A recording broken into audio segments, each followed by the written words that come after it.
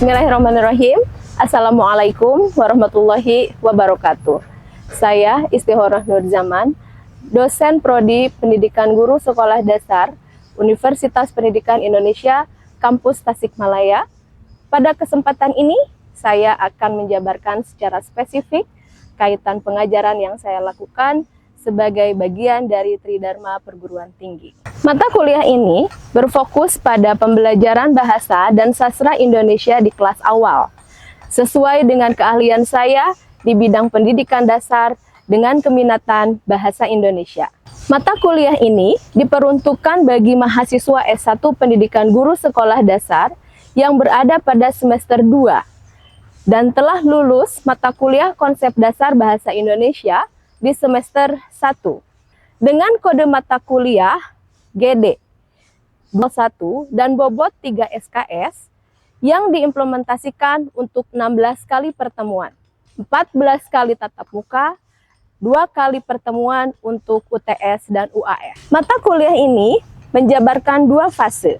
Fase pertama tentang konsep dasar membaca permulaan dengan berbagai metode, di antaranya metode bunyi, metode eja, metode global, metode kupas rangkai, metode SAS, metode Gillingham, dan metode Vernal.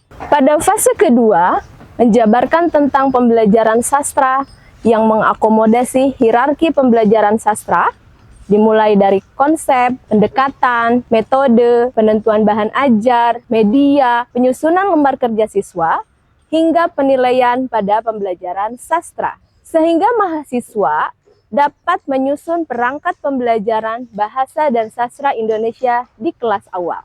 Capaian pada mata kuliah ini diharapkan mahasiswa dapat CPMK 1, CPMK 2, CPMK 3, dan CPMK 4. Pada komponen delivery, saya mengembangkan materi pembelajaran dengan mengacu pada bahan ajar yang ber-ESBN yang saya tulis sendiri sebagai referensi utama. Juga saya menggunakan referensi lain yang terkemuka sebagai komplementer pada mata kuliah yang saya ampu. Pada komponen interaction, saya mengajak mahasiswa melakukan tanya jawab materi, berdiskusi, eksplorasi studi kasus untuk mengekspansi materi yang diberikan. Komponen penilaian dilaksanakan secara menyeluruh, baik tes ataupun non-tes. Adapun komponen penilaian pada mata kuliah ini sebagai berikut: 20% untuk tugas kelompok, 20% untuk tugas individu, 30% untuk ujian tengah semester, dan 30% untuk ujian akhir semester. Berikut merupakan dokumentasi aktivitas perkuliahan pada mata kuliah pembelajaran bahasa Indonesia dan sastra di kelas awal. Minggu ini kami memasuki pertemuan keempat. Bismillahirrahmanirrahim. Assalamualaikum warahmatullahi wabarakatuh. Waalaikumsalam warahmatullahi wabarakatuh. Selamat pagi semuanya. Pagi. Apa kabarnya kali ini? Alhamdulillah, luar biasa. Wah, semangat sekali hari ini. Cerah sekali ya, semangat. Yang perempuannya udah siap nih ya, kita mau kuliah. Yang laki-lakinya juga udah siap. Nah, pada pertemuan kali ini kita memasuki pertemuan keempat ya. Pada mata kuliah apa? Pembelajaran bahasa Indonesia dan sastra di kelas awal. Nah, minggu lalu kita sudah membahas tentang membaca permulaan dengan metode eja, ya. Metode eja, metode apalagi alfabet, metode bunyi, ya. Masih ingat? Masih. Apa itu ya? Metode eja. Ya, silakan. Ibu untuk menjawab dari metode eja sendiri, metode eja ini ialah pembelajaran yang dimulai dengan melafalkan dan mengenal huruf atau sesuai dengan bunyinya. Misalkan A dibaca A atau B dibaca B.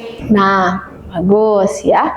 Jadi A dibaca A, B dibaca B gitu, metode eja. Fokusnya pada mengenalkan huruf.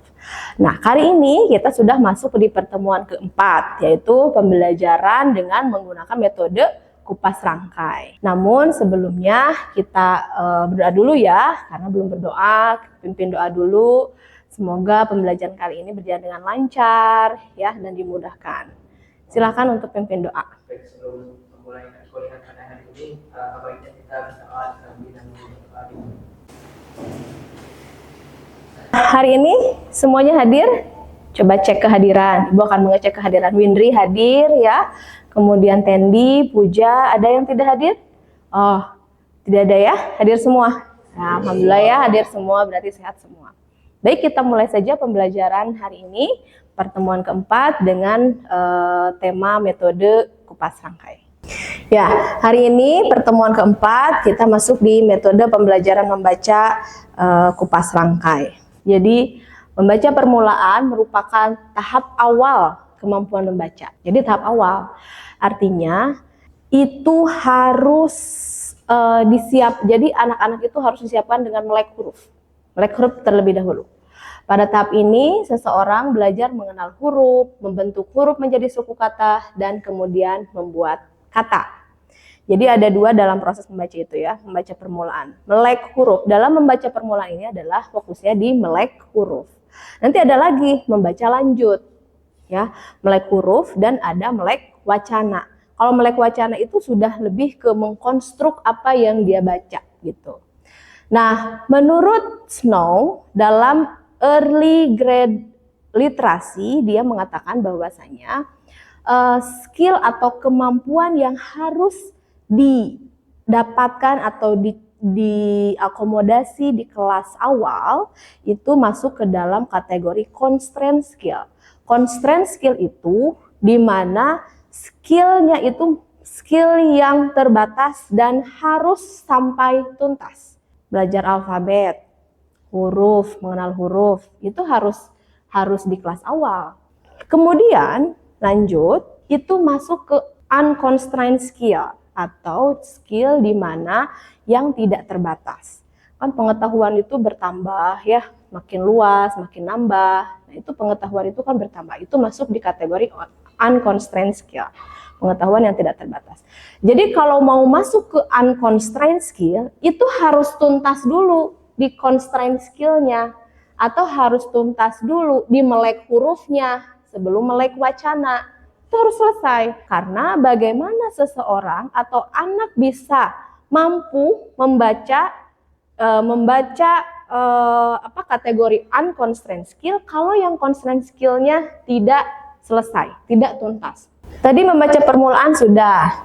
Nah, perlu kita tahu nih kemampuan kesiapan membaca permulaan itu ada apa saja. Nah, kemampuan membedakan auditorial, kemampuan di mana anak seseorang itu sudah bisa membedakan suara, itu auditorial. Menerima, membedakan suara, itu syarat untuk kesiapan membaca. Jadi harus dipastikan dulu nih, anak tuh udah bisa nggak masuk kategori kemampuan membedakan auditorialnya, udah oke nggak? Dia udah bisa nggak membedakan mana kata batu, mana kata danu, dan kata panu. Batu, danu, dan panu. Itu yang berbeda, ya. Terkadang anak sulit membedakan antara huruf P, B, D. Ini hampir sama, ya. Nah, syaratnya harus tahu dulu minimal ini kemampuan membedakan auditori. P, B, D. Ini kebalik, biasanya kebalik ini. Huruf B, huruf antara badu dan danu. Jadi harus bisa dulu tuh mencerna kemampuan auditorial, ya, membedakan harus bisa dulu. Nah, kemudian berikutnya kemampuan mengidentifikasi visual. Nah, dia udah bisa nih membedakan yang mana, misalnya huruf B besar, B kecil, gitu ya, D besar dan D kecil. Itu kemampuan visual. Jadi harus bisa dulu. Kemampuan visual itu tidak hanya mampu membedakan objek simbol aja, tapi juga berbagai objek ya, kayak warna gitu ya. Dia juga bisa membaca dari kanan ke kiri gitu ya, melihat dari kanan ke kiri gitu. Itu kemampuan mengidentifikasi visual. Nah, kemudian kemampuan membuat hubungan suara dengan simbol. Gimana? Ayo, ada yang mau berbagi? Izin Bu. Silakan. Mengenai kemampuan membuat hubungan suara dan simbol, menurut saya itu adalah perpaduan Bu. Dari kemampuan membedakan auditorial juga visualnya. Karena tadi auditorial kan suara Bu. Visual itu bentuknya mungkin untuk hubungan sendiri dari keduanya itu sendiri Bu. Jadi si anak itu dalam kesiapan membaca permulaan ya harus bisa menghubungkan keduanya. Betul, bagus sekali. Tepuk tangan. Bagus sekali ya. Jadi gabungan antara kemampuan membedakan auditorial dan mengidentifikasi visual. Terima kasih. Nah, nih ya contohnya misalnya sapi gitu. Nah, dari kata sapi ya, kemudian suku kata sapi, hurufnya S A P.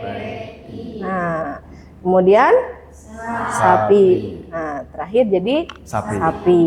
Nah, kenapa sapi? Karena ini dianggap mudah ya, terdiri dari konsonan vokal. Nah, perlu tahu juga nih, susah kalau misalnya membaca permulaan awal ini ya. Ini harus konsonan vokal ini dianggap mudah. Kalau misalnya ada eng aja, misalnya apa ya, bunga, itu udah bunyi sengau. Menyanyi, bunga, singa. Jadi kalau anak yang belum bisa baca, ya belum katakanlah melek huruf, ya mendekode, itu harus tahu leveling mana dulu nih anak gitu. Harus udah tahu dulu konsonan vokal. Misalnya puja, itu konsonan vokal nggak ya? Coba. Konsonan vokal. Puja, nih ya, konsonan vokal. Biasanya diakhiri dengan huruf vokal, itu kategori mudah. Itu level 1. Ya. Tapi kalau misalnya diakhiri dengan konsonan, itu sulit juga tuh. Misalnya apa? Pilot, misalnya. Ini kan Farid. ya. Farid. Oh iya, Farid. Ya. Nih.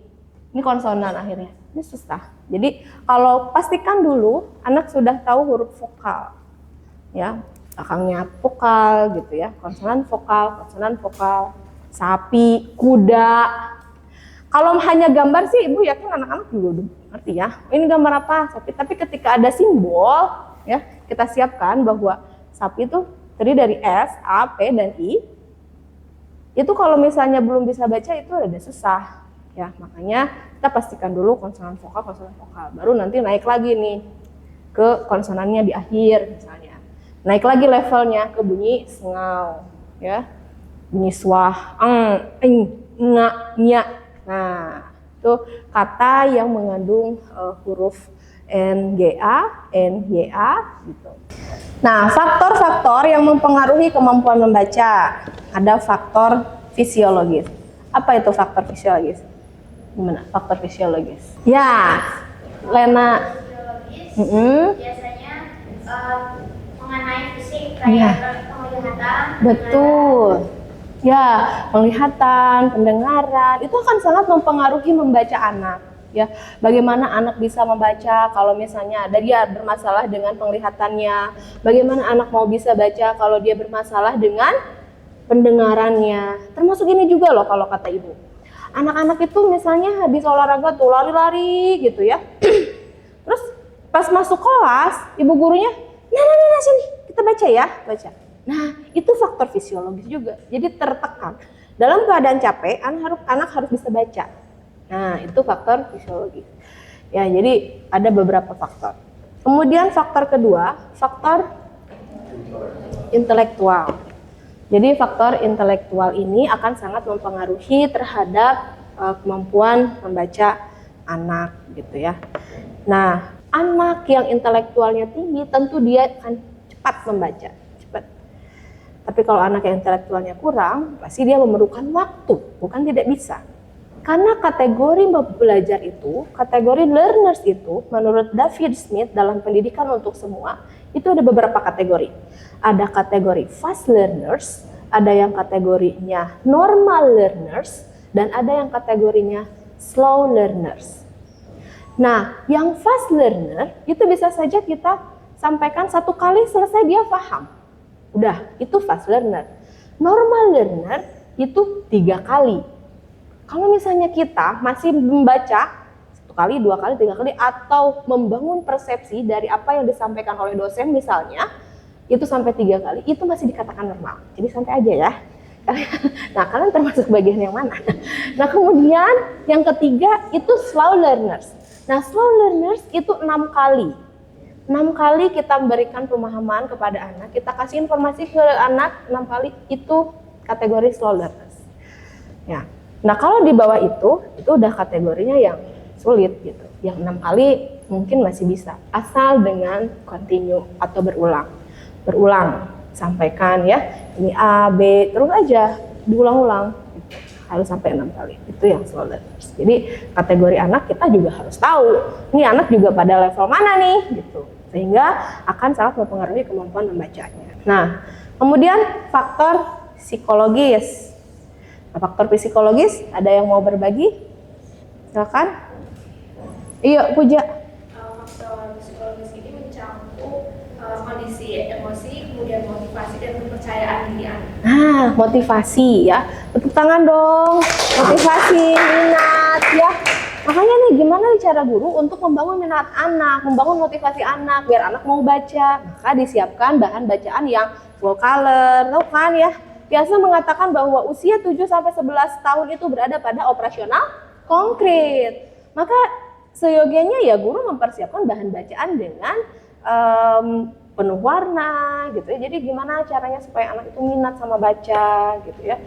Jangan sampai dikasih anak-anak hari ini kita resume ya. Nah, kan lelah ya, gimana mau resume? Decoding aja bingung ya.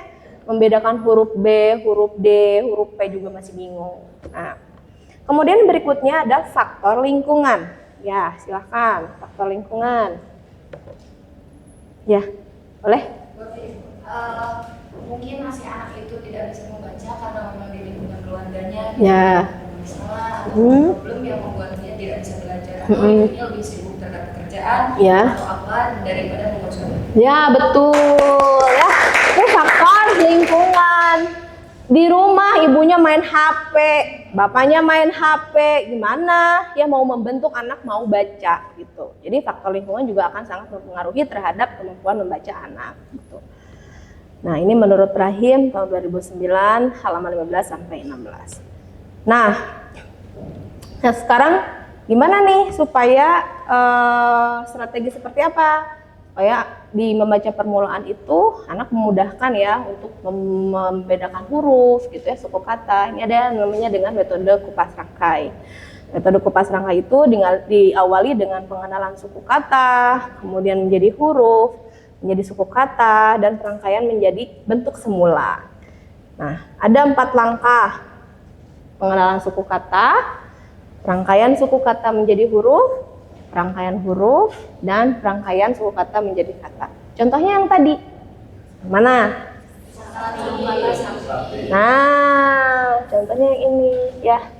Yang sapi ini. Nih. Nah, dia jadi suku kata, kemudian dikupas menjadi huruf, kemudian suku kata lagi menjadi kata utuh gitu ya, kata bentuk semula sapi. Ini pengulangan sapi, S-A-P-I, sapi. Nah, ini metode kupas rangkai. Ayo, barangkali ada pertanyaan dari ya, silakan. Bertanya Ibu. Misalkan ada seorang guru yang mengajar di SD kelas awal dengan metode kupas rangkai ini. Lalu, tapi dengan metode kupas rangkai ini ternyata ada beberapa siswa yang masih kesulitan, baik itu dalam merangkai suku kata menjadi huruf, ataupun huruf menjadi suku kata, ataupun suku kata menjadi kata. Dan mungkin siswa itu juga merasa bosan dengan metode kupas rangkai ini. Nah, yang jadi pertanyaan saya itu bagaimana cara seorang guru gitu untuk menyikapi kesulitan tersebut, dan bagaimana cara guru itu agar anak tidak bosan dengan metode kupas rangkai ini gitu, agar pembelajaran metode kupas rangkai ini tetap berjalan efektif dalam membaca permulaan. Baik, bagus sekali pertanyaannya ya, tepuk tangan dong. Ya, ada tanggapan barangkali, ada yang mau menanggapi? Ya, boleh, silakan Farid. Ada beberapa peluang atau mungkin hal yang bisa dilakukan oleh guru-guru untuk semua. Yang pertama adalah memodifikasi metodenya. Modifikasi di sini bukan berarti mengubah semuanya, tapi menambahkan satu elemen, yaitu elemen kreatif. Karena anak-anak kan suka dengan kreativitas dan ranahnya dalam kreativitas. Terus bisa juga dengan menambahkan media pembelajaran. Nah, ini yang aku rasa banyak guru-guru itu yang belum tentu ini teman-teman, karena selalu terpaku dengan buku bacaan itu, buku bacaan yang budi. Tapi lupa bahwasanya media pembelajaran pun bisa di sana, kayak alat peraga, kartu-kartu, atau mungkin bisa dengan visualisasi kata-kata. Kayak tadi ada gambar sapi, di bawahnya SAPI, sapi. Bisa. Terus menurut aku ada satu hal lagi yang aku rasa kurang seru juga, yakni apresiasi dari guru-guru ini. Bisa dengan memberikan stiker, mungkin agak banyak, tapi mungkin bisa kayak bintang gitu, pakai pulpen atau pakai spidol atau apa tuh. Jadi secara akan terpancing mungkin seperti ya pengen. Terima kasih. Wah, keren-keren ya. Tadi teman-teman ada yang bertanya, kemudian menanggapi ya. Nah, Ibu menambahkan saja ya sedikit. Nah, coba kita perhatikan. Jadi bagaimana nih anak supaya nggak bosan? Itu kan kita sudah siapkan nih kan, ada visualnya. Zaman sekarang itu zaman literasi. Jadi anak tidak hanya membaca, tapi dia juga bisa memaknai. Caranya dengan apa? Caranya dengan mengekspansi. Selain dekode, faktor visual juga akan sangat mempengaruhi. Anak-anak, ini kan sapi, sapinya lagi apa ya? Di mana? Coba perhatikan ini, dia bercerita, guru bercerita, karena salah satu kompetensi pada abad 21 itu harus dicapai kemampuan komunikasi, kemampuan mengomunikasikan. Jadi selain dia bisa mendekode, anak bisa mendekode, dia juga bisa mempresentasikan apa yang dia lihat. Itu kompetensi abad 21, pembelajaran dengan bagaimana dia bisa mengomunikasikan apa yang dia lihat gitu. Kemudian eksplorasi. Nah, di visual ini kan tidak hanya satu objek sapi, tapi juga banyak elemen sebagai komplementer untuk mengoptimalkan gambar sapi ini. Di antaranya dengan ada rumput gitu ya, kemudian ada awan, kemudian ada langit. Kan bisa bercerita, guru bercerita tentang keadaan sapi gitu. Dari segi emosi, sapinya lagi marah atau lagi seneng, senyum. Dia seneng kayaknya mau dikurban gitu ya, masuk surga. Kan bisa, anak-anak kan seneng. Bagaimana guru belajar mengoneksikan apa yang dia ajarkan dengan pengalaman kehidupan sehari-hari. Ini akan lebih membangun, cepat mengkonstruk makna, membangun makna apa yang dia pahami, apa yang dia lihat gitu, siswa itu ya. Jadi boleh jadi nanti dia bisa bercerita. Ini kan eranya era literasi ya. Dia tidak hanya membaca tapi juga memaknai apa yang dia baca. Nah, terkadang gambar ini itu tidak diperhatikan. Visual-visual itu kurang diperhatikan oleh guru. Jadi fokus aja ke sini gitu. Nah, itulah boleh jadi pembelajaran nampak membosankan. Walaupun kita menggunakan metode kupas rangka, tapi kita juga harus mengeksplorasi bagaimana pembelajaran kupas rangka itu supaya tidak menjenuhkan gitu. Dengan tambahan objek ya, visual gitu. Tidak hanya objek ini tapi juga komplementernya gitu, cerita. Baik mahasiswa Ibu, hari ini kita berdiskusi ya, kita coba menganalisis. Di sini ada video. Silakan. Sebuah video momen siswa SD curhat ke gurunya belum bisa membaca viral di media sosial. Saat ditanya alasan belum bisa membaca, jawaban siswa SD itu membuat netizen berayun. Bocah tersebut mengaku dirinya belum bisa membaca karena saat itu telah tiada dan tidak ada yang mencari yang membaca di rumah. Sebab curhatan siswa SD itu membuat gurunya terkejut, termasuk juga netizen. Ada beberapa siswa SD curhat belum bisa membaca ini. Boleh silakan kalian berdiskusi dengan teman-teman kelompoknya untuk mendiskusikan ini ya. Kira-kira faktor apa yang mempengaruhi dari video ini? Kenapa anak itu belum bisa baca? Udah. Oh. Bagus ya. Bagus. Baik, sekarang barangkali ada yang menanggapi dari permasalahan yang video Ibu tampilkan di sini. Silahkan. Ya, boleh maju dong, Puja. Izin menanggapi video ini. Menurut saya dari video tersebut permasalahannya itu disebabkan oleh faktor lingkungan, terutama lingkungan keluarga. Karena di sini peran ibu sebagai pendamping utama anak telah wafat, jadi anak di rumah tidak ada yang membimbing. Akibatnya anak tersebut kehilangan stimulus awal yang seharusnya menjadi dasar anak sebelum masuk ke pembelajaran di sekolah. Ya, iya. Terima kasih. Baik, kira-kira solusinya gimana ya kalau misalnya faktornya begitu? Kalau ini sendiri tergantung keadaan anaknya. Misal kalau orang tuanya sudah tidak ada, apakah dia masih ada keluarga lain yang sebagai tumpuan untuk dia baca? Ya. Kalau dari kemungkinan yang ada, nggak mungkin anak itu tidak memiliki keluarga satu-satu. Ya. Satupun gitu pasti ada keluarga yang memang bisa dia andalkan untuk belajar membaca. Ataupun kalau tidak seperti itu, ketika memang ada wali atau yang memasukkan dia ke sekolah, mungkin dia bisa membantu seperti yang dia lakukan di video ini terhadap guru, dan gurunya pun bertanggung jawab gitu atas aduan anak atau peserta didik tersebut. Baik, terima kasih. Wah, banyak sekali ya tanggapannya, solusinya ya.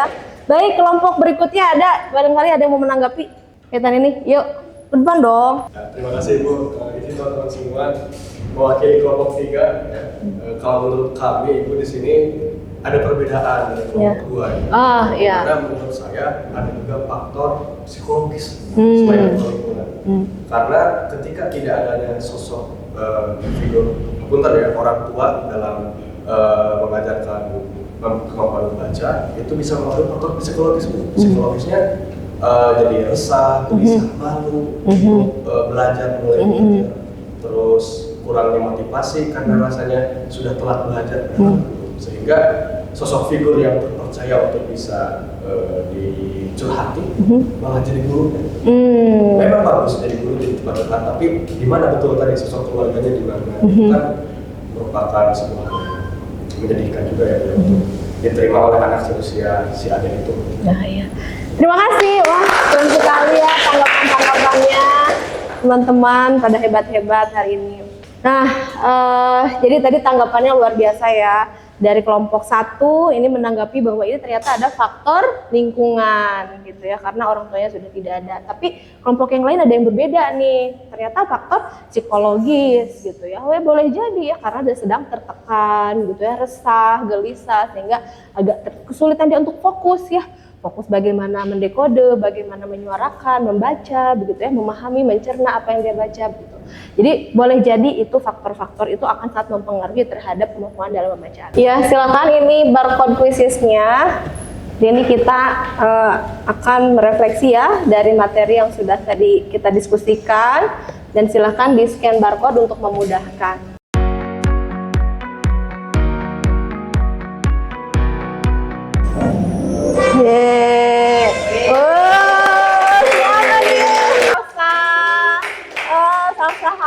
Wah, keren ya, berarti udah paham semuanya ya refleksinya. Alhamdulillah ya. Ya, terima kasih teman-teman untuk pertemuan kali ini. Ibu sangat senang sekali, mudah-mudahan juga kalian senang ya belajar dengan Ibu. Semoga tidak pernah bosan untuk menjadi pejuang ya, pejuang mencerdaskan anak bangsa ya. Anak-anak kita itu harus literate ya. Dia harus mampu, dia juga harus bisa berliterasi ya, tidak hanya membaca tapi juga dia juga bisa memaknai apa yang dia baca gitu ya. Dan sampai jumpa di pertemuan minggu depan. Mudah-mudahan apa yang kita dapatkan hari ini menjadi keberkahan untuk kita semua, dan semoga apa yang Ibu sampaikan hari ini menjadi bekal untuk kalian di masa yang akan datang. Billahi taufiq wal hidayah. Wassalamualaikum warahmatullahi wabarakatuh.